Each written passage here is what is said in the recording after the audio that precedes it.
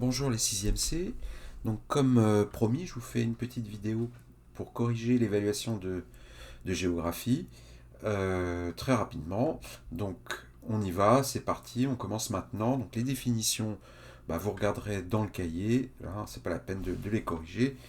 Je passe directement aux questions de cours. La question, alors si c'est pas exactement la même question, enfin, la phrase n'est pas exactement la même, c'est pas grave, hein, c'est la même chose.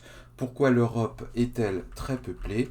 Donc ce qu'on avait vu en cours, il y a deux idées. La première idée, c'est le commerce au Moyen Âge, et la deuxième idée, c'est l'industrie à partir du 19e siècle. Donc c'est bien d'avoir ces deux mots et de dater à chaque fois. Donc, je reprends toujours les mots de la question pour répondre. L'Europe est très peuplée car le commerce au Moyen Âge, alors pour faire plus vite et faire des phrases plus simples, en raison du commerce au Moyen Âge et de l'industrie à partir du 19e siècle. C'est un petit peu, je ne sais pas si vous voyez bien. Ok, donc si on a Moyen Âge, 19e siècle, commerce et industrie, c'est bon. Après, on me demande les trois dynamiques qui marquent le peuplement du monde aujourd'hui. Les trois, je reprends les mots de la question, qui marquent le peuplement du monde aujourd'hui sont, alors, la croissance démographique, je rappelle que c'est l'augmentation de la population, l'urbanisation et la littoralisation.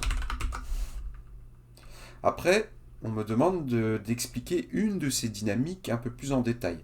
Donc de faire une phrase, et on avait tous les éléments, hein. Rappelez-vous du schéma, la feuille avec le schéma, avec les 4 flèches qu'on avait fait en classe. Je vais prendre par exemple la croissance démographique. Alors, qu'est-ce qu'on avait dit? Croissance démographique est la plus forte en... Alors, quel continent? Vous vous rappelez? C'est l'Afrique. Et voilà, ça suffit. J'ai donné une petite phrase de détail pour développer un tout petit peu des trois dynamiques et c'est bon.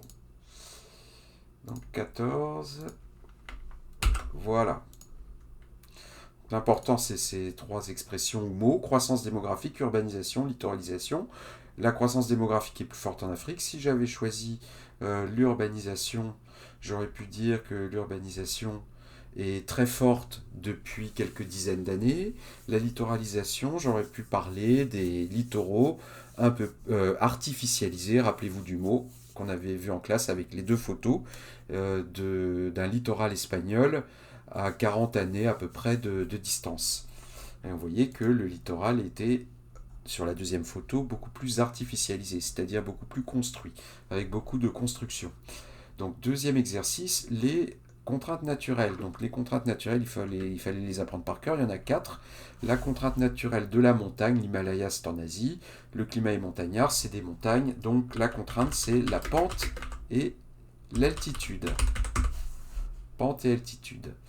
Groenland, le climat est polaire, il fait froid, la contrainte c'est le froid. L'Amazonie, c'est un climat équatorial, et en Amazonie, il y a une grande forêt, une espèce de une forêt équatoriale ou tropicale, c'est-à-dire une jungle. La contrainte, c'est la forêt dense. Et enfin, le Sahara, c'est un désert de sable. Le climat y est aride. La contrainte, c'est la sécheresse ou l'aridité. Voilà.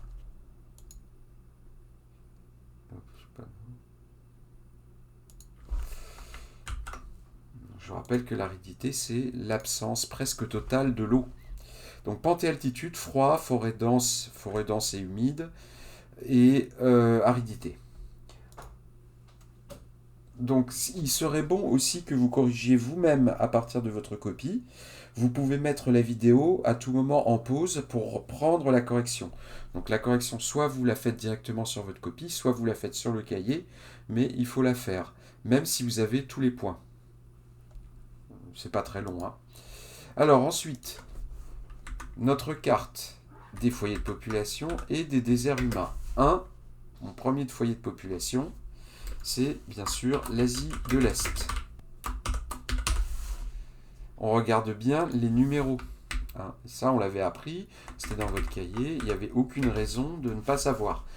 Ici, numéro 2, on est en Asie aussi, c'est l'Asie du Sud. 3, il est ici. C'est facile, c'est l'Europe.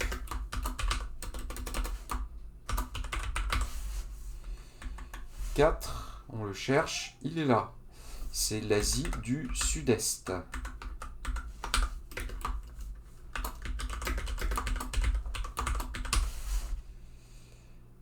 5, il est ici.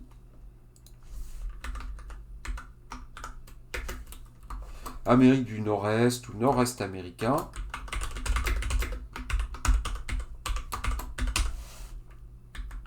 6. Alors, le seul foyer de population en Afrique, le golfe, attention à l'orthographe, le golfe de Guinée. D'accord ? C'est un golfe, c'est-à-dire une avancée de mer dans les terres. 7, il est là.